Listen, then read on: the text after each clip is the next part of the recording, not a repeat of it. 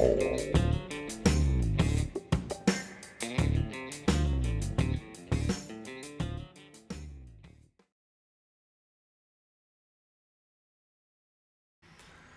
would be pretty hard to make up that all this is inside of Sinus Iridum. All those pieces, everyone can zoom up, and at one point, no matter how close or far you are, you can see all this setup. But whether they're prisons or not, knowing about, MK Ultra programs and stuff like that, who says they're not doing some of this on the moon? These are just theories, right? But when you look at real structures there, what are they? Batteries?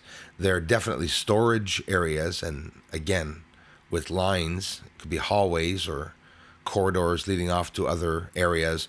If you look at this, we could even say or come up with incredible theories like, hey, imagine if those are areas where there are animals going from area to area, sort of not free, but sort of free in this big, large area on the surface of the moon. You come up with many theories, that's for sure. But either way, when you look at this, you say, whoa, if this is real, what are they doing there? And is someone still there? Or are they ancient structures? We have the tools to be able to see the surface and exactly how it is. You could tell me as hard as you can try that you don't see those lines right there, leaving that crater side by side, miles apart, like straight line going right across the craters. And if you have a good view like I do here, which you should, you'll see all along here, along the other craters, these straight lines of whatever matter going across high up over the craters. In reality, people are, looking for cities, but the whole outline is right there. Before we can view, mailboxes or to see what the surface looks like. And realistically, obviously, I'm not going to get in to look at smaller objects until I buy Hubble, or you know what I mean. A bigger telescope will show us more and more all the time, but not the pebbles on the ground unless we invest. We're talking hundreds of thousands of dollars here, but still, we're going to see a lot. Just look at the colors too at the same time. The difference between the refraction that's digitally pixelating and the real surface. We're going to take our time here. Mare Fecunditatis on the left, Endymion crater. Look at that. Look at all, right just in that area, how many lines and setups that you can see that don't look natural. Very odd. I'm going to show you so many lines in this short part of the video. It's incredible. And there are many of them. They're running over the craters and they're longing along sides of the craters. And I do not believe these lines are ejecta. So now we're zooming into Tycho crater.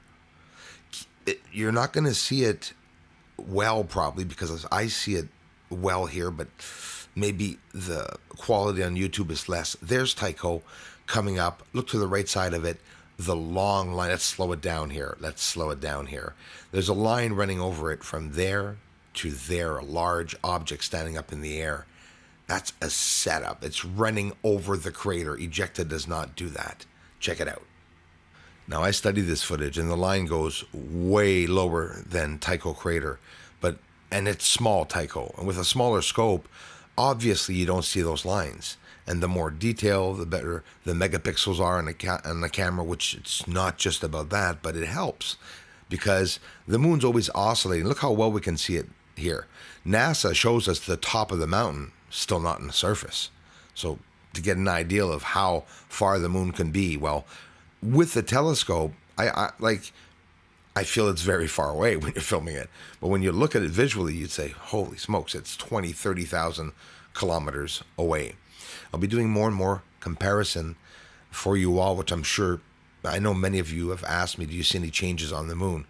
They're not easy to detect. And when I say not easy, exactly explained is that they're small, quite simply. They're small. They're hard to see.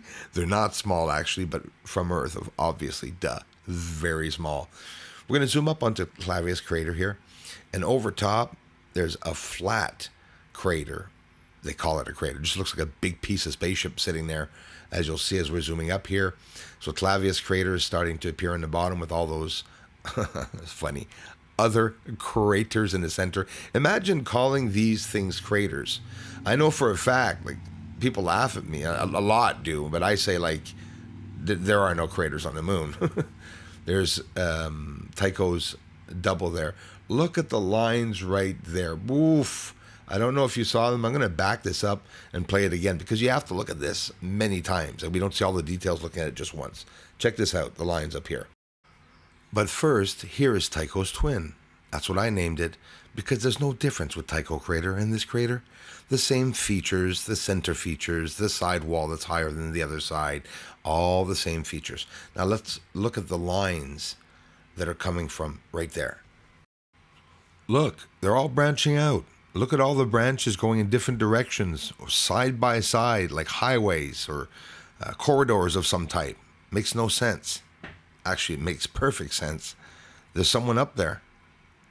Because everything has the same reflectivity, nobody notices them. Well, some do. Very limited groups of people do. What's the surface color and what's the refraction? Well, really easy. You see how you see the green surface? Oh, you see that fringing digital reddish, brownish light that's appearing, depending on your monitor, over top of the surface? It's telling us there is color there. At the same time, the surface, the green that's not moving, may possibly be the color of the surface. And when we see the browns forming and changing from green to brown, well, it's just telling us that there is some refraction around the colors, but people focus on the refraction when in reality there are surface areas. Look at that blue around the crater in the center there. It's always there. No matter, how you film it, whenever there's color, it's that color that appears. So refraction changes color, but the surface color, like the greenery, which, by the way, the moon is definitely not gray. We can see it really well here. Look at all that elevation along the Terminator line on the right. Different tints of green. So you know when you go back every time and you see that color, well, could be that there's actually some color there. Just, whoa. Like, the details are incredible. And that's sinus iridum there, the apple bite that I call the C there. You see that big white. You see all that white there around sinus iridum, I believe, is constructed. And that's what I showed you, the structures right at the beginning of the video. Go back and check them out. Adjusting the exposure, we can see many details. I mean, this is pretty incredible anyways, because honestly, already, it's not even what NASA's showing us. Right in the center there, supposed Apollo 17 landing in the bottom, where you see all those connections and lines going right into the surface, this movement. The surface is totally unnatural, that's for sure. So Apollo 17 supposedly would have landed right there. And I show a rectangle in that area usually. And you see here, the way I'm showing it with the exposure, you don't even see it. But again, I see those lines yet again leaving and passing over top of the supposed craters. Here's one of my favorite captures. One of them. There's so many now. Look at the object that's going to literally crash into the moon. It's a very large object, guys, and it's on fire. Maybe not as big as Earth, but you know how big the moon is. And seeing objects, especially from Earth approaching the moon, have to be big enough. So can we realistically say, like, football field size, or maybe even bigger? What would a football field look like on the corner outer edge of the moon from Earth? We look pretty small, but we can still see it there very, very well. So some areas definitely have a lot of color on the surface, and throughout the year we are seeing changes of color. One of my favorites are the blue area or dark gray area where Mare Imbrium is. Look here along the Terminator line, just on the outskirts of sinus iridum, the apple bite over to the right. You can see on the outer limits, right on the Terminator line, some fire or fusioning on the surface. It always fascinates me that these fires are there, and that they would have been able to stump everyone, to make them believe that there's no fire, everything's dead on the moon, totally desolate, no lights going there. And we've heard astronauts talk about it for years. So here, Apollo 17 landing, to the left and in the center, Mare Imbrium. Look at the textures inside of it and all the elevation and different lines and You could see a lot of detail right there when we slow it down and take the time to look at the surface. To orient yourself, Apollo 11, I'll show you the approximate area. It's right in the bottom right side of the mirror there. I'll get a circle up in a moment. I'm doing this at the same time as I'm talking. I'll get the circle up right there where they supposedly would have landed, Apollo 11. That's the area.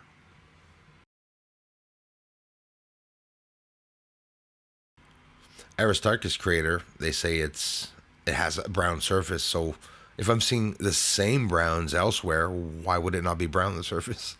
You know, the ideal is to blind us, right? The surface is very illuminating, even though it's not an illuminating object in space. Not supposed to be.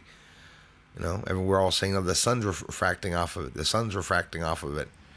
Even when the sun goes down at night here on the horizon and it takes off and it starts setting, I mean, to tell me that it's always going to be brightening the surface. See the exposure taken down lower? How it's incredible.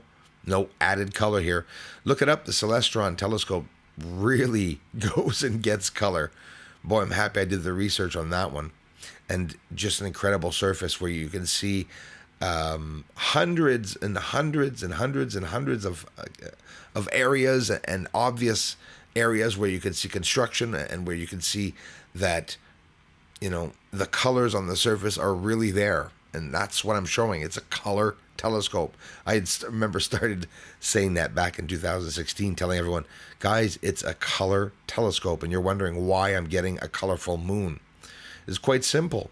People don't want to show the colorful moon. So to be like the pros, people try to imitate the pros with the telescopes, and they show the moon the exact same way that everyone is showing. Trends, trends, trends, right? Monkey see, monkey do. If the neighbor does something, I'm going to do it too. Neighbor buys a blue Ferrari, I'm going to buy a red Ferrari. Oh, and I'm going to add an antenna on it just because he doesn't have one. You know what I mean? I'm serious. That's how we are, right? We want to be always better than everyone. Top right, those craters up there are Theophilus crater that you're seeing as we're going down, and just a beautiful surface.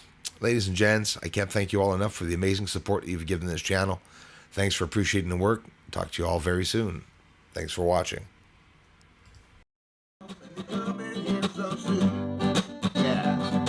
Aliens up there on the moon. They may be even coming right here soon. Aliens are mining on the moon. Yes, they are up there. Doesn't matter, cause disclosure's coming soon.